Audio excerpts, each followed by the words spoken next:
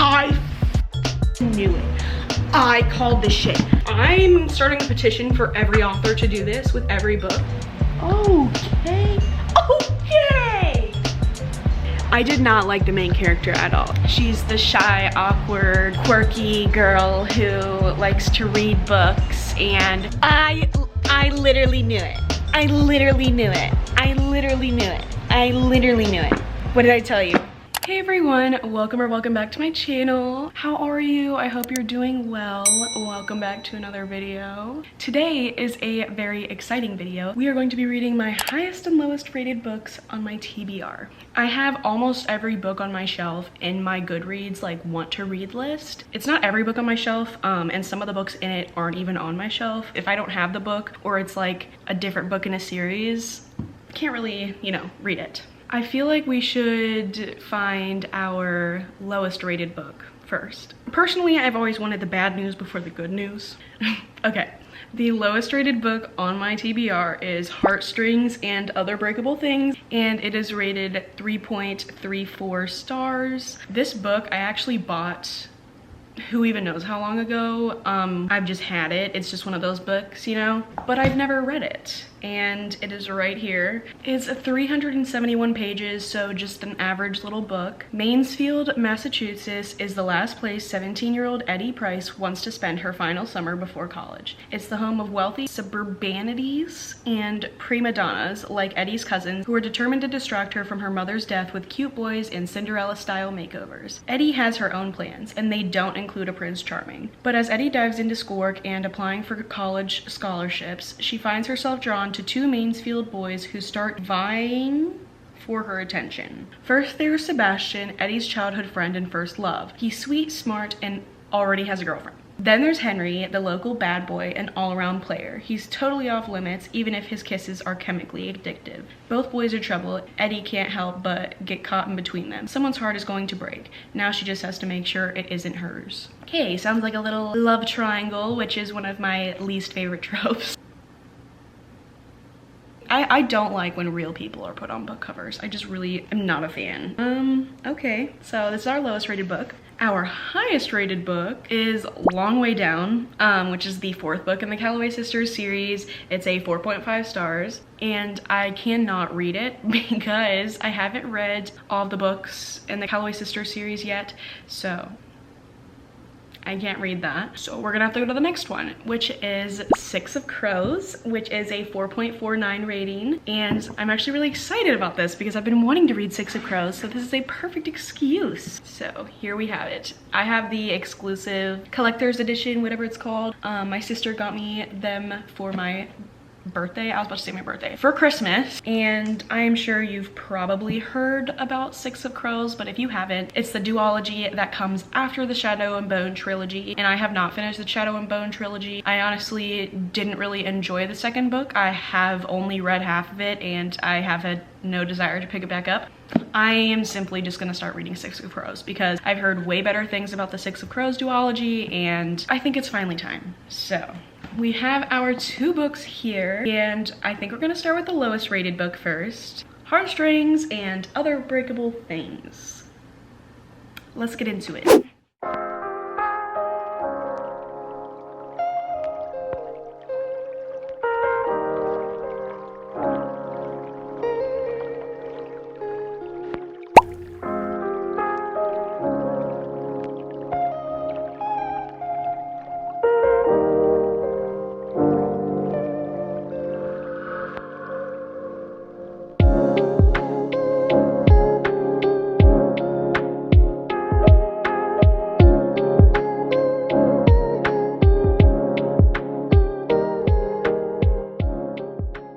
My hair looks crazy, just ignore it.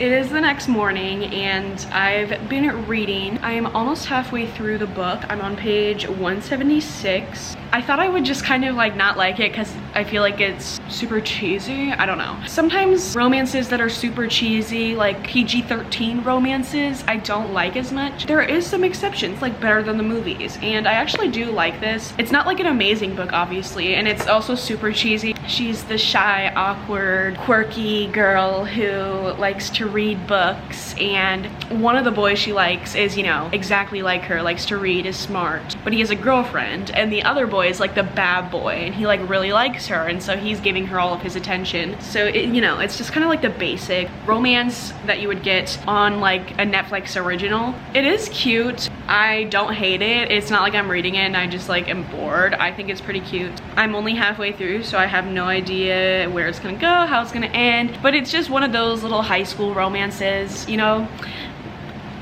There's nothing else to say. Can we take a moment for the sandwich? I'm gonna eat and keep reading. Okay, so I'm currently on page 230. I love one of the guys, of course. I love one of the guys way more than the other one, and I just have this small feeling that she's gonna choose the other one. And that's exactly why I don't like love triangles, because they make me so mad, but I'm hoping that I'm wrong and she chooses the guy that I like. There's nothing really more to add other than that. This story is not really anything. You know what I mean? It's just like a cute little rom-com. I don't really like the dialogue either. It's just not keeping me engaged. If I wasn't reading this for a video, I probably would have put it down by now. It's cute, but I'd rather be reading something else. You know what I mean? Hoping that I finish this tonight.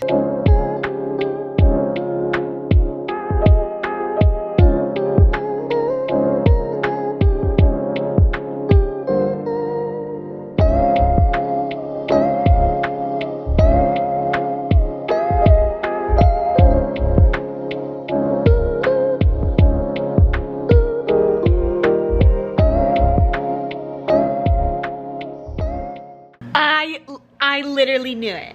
I literally knew it. I literally knew it. I literally knew it. What did I tell you? I'm about 30 pages from being done and I literally knew it. I'm over it. I didn't even want to finish the book. That just pissed me off. I don't even want to finish it now.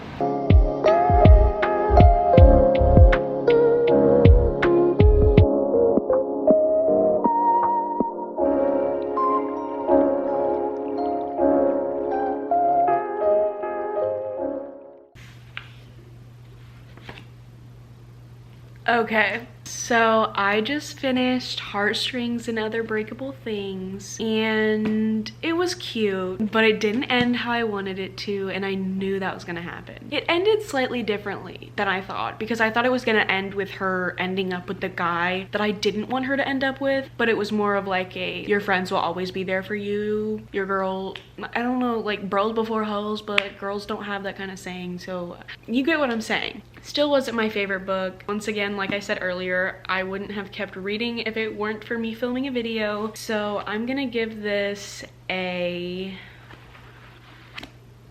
2.5 stars, which I know is like very specific, but I also would like to mention I did not like the main character at all. I don't know why I completely forgot to mention that, but Eddie, I did not like her. She's very morally questionable, like not a good person. One of the first things you find out in the book is that she made out with her best friend's boyfriend, and then she expected her best friend to forgive her right away. And then that wasn't the only time that she was acting all sus. Ugh, like I didn't like her at all. She was annoying as f, picked the wrong guy, was disrespectful as hell. So actually we're gonna go down to a 2 stars. Hey guys, so it is the next day after finishing that other book, Heartstrings and Other Breakable Things, right? Is that, I actually had plans today, but let's just take a look outside, shall we? It's literally been like blizzarding all morning, non-stop. It's like an impromptu blizzard. I didn't even know it was supposed to snow. Needless to say, we are not leaving the house today. That means we will be starting Six of Crows, which is the highest rated book on my TBR. This is the like special edition of Six of Crows. I absolutely love that the pages are red. The map is red. I have no idea what that is, never heard of it, but I'm sure I'll find out. And I feel it's only appropriate to use my Grishaverse bookmark from Alicia Marksit on Etsy, so definitely check her out. I have a ton of bookmarks from her. We're gonna get started. What are you doing? Okay, we're gonna start reading.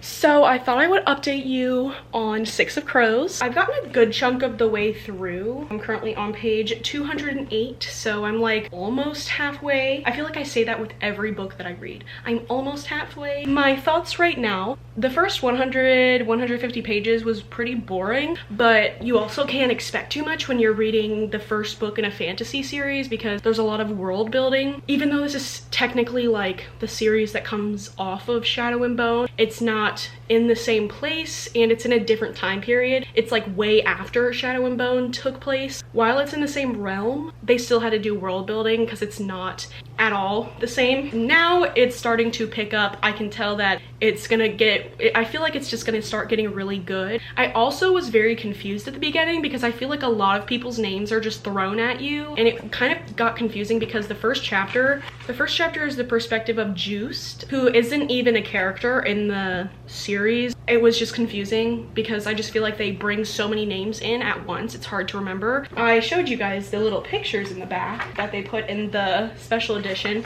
which I'm starting a petition for every author to do this with every book because this is what has helped me understand the 6 core characters. I also like it because I get a visual of what the character looks like because sometimes it's just hard to imagine what they look like. This is also like a 500-page book. I can't really expect the beginning to be super like eventful. That's just kind of how fantasy books work. When it's a romance, if the beginning's boring, it's getting DNF'd right away. I don't care. But fantasy, it's a little different, especially if it's the first book. But I do really like it so far. I love the characters. My favorite is probably Inej. Love her. She's such a baddie. I also love the dialogue in this one too. I think the dialogue is so good. I love when there's like a bunch of characters because once you actually understand who's who, the dialogue is really fun when they're all talking because that's one thing I love about the Addicted series is the dialogue. That's like one of my favorite things. That's another thing I really like in this book too.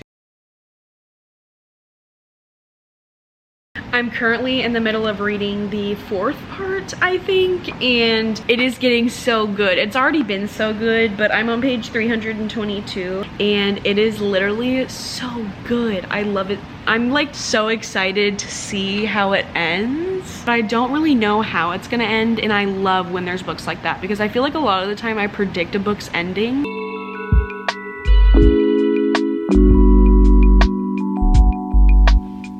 Let's go. Okay. Okay. I see you, Wylan. I see you.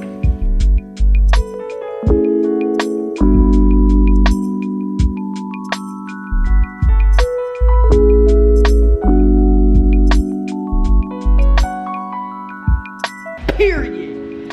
Yup. The character development. Yeah. Yeah. Yup. Okay. Okay. Okay. That is so cute. Shut up. The finale comes in the morning.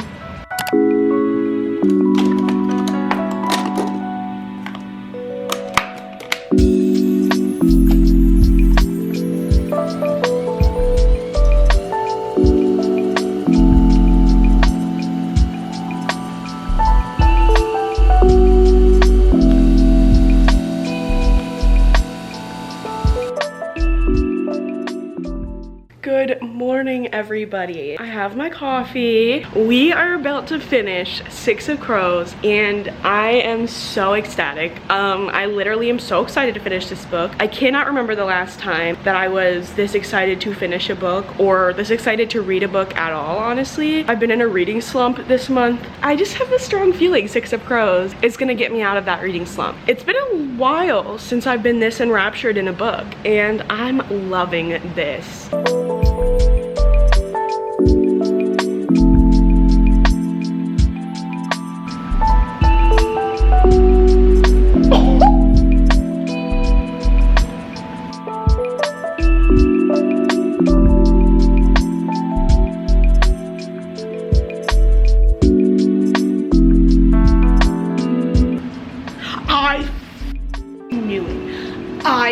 this shit. Dude, I literally called this shit. I literally... Oh my...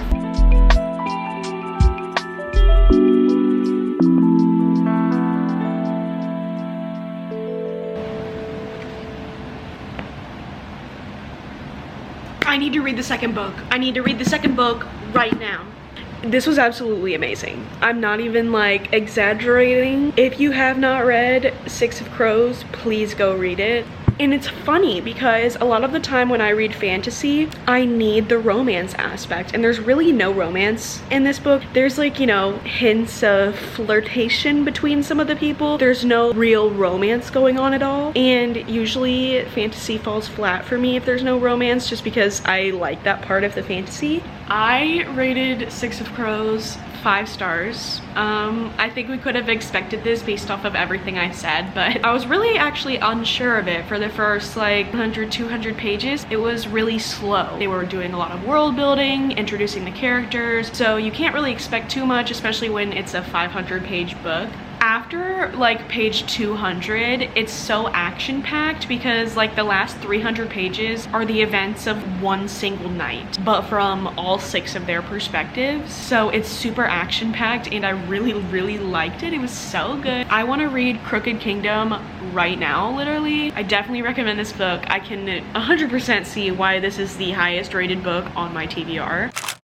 We officially read the lowest and highest rated books on my TBR. I feel my ratings for them were pretty much exactly how everyone else felt. I would say that the ratings for these books are probably pretty accurate. Just to do a little overview. First, we read my lowest rated book on my TBR, which has a rating of 3.34 stars on Goodreads. I'm pretty sure I started this book off with a rating of 2.5 stars, but I brought it down to a 2 because that's just kind of how I felt. It took me a while to get through this, and it's not even 400 pages. I just really wasn't that interested, and like I said, I didn't like the characters. There was a lot of morally questionable things, but in conclusion, this definitely was a 2 stars. Then we get to the book that I just finished, the highest rated book on my TBR, which has a rating of 4.49 stars on Goodreads, as it should. Honestly, I think it should have a rating of 5 stars on Goodreads. This is so amazing. I think it was absolutely perfect, so action-packed, so good. The writing was so good. Leigh Bardugo definitely upgraded because if you don't know,